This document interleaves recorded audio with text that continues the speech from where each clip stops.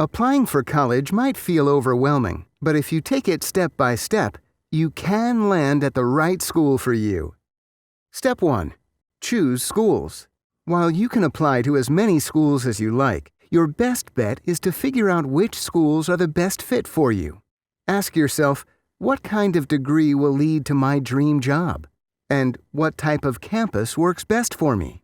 Search online or ask school counselors, family, and friends for advice. Step 2. Apply. Apply for college in the fall of your senior year in high school. Applying early can help you secure early admission and financial aid. Use the college search tool at utahfutures.org to review school options, application requirements, and deadlines. Step 3. Transcript time. Next, you'll need to submit your high school transcript. Your high school registrar can help with this. Step 4.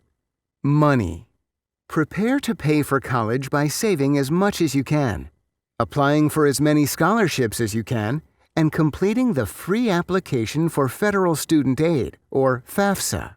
Check utahfutures.org for FAFSA completion open house dates where students and parents can get free help, or use resources on the site to fill it out at home. See? It's not so hard to apply for college. Learn more at utahfutures.org.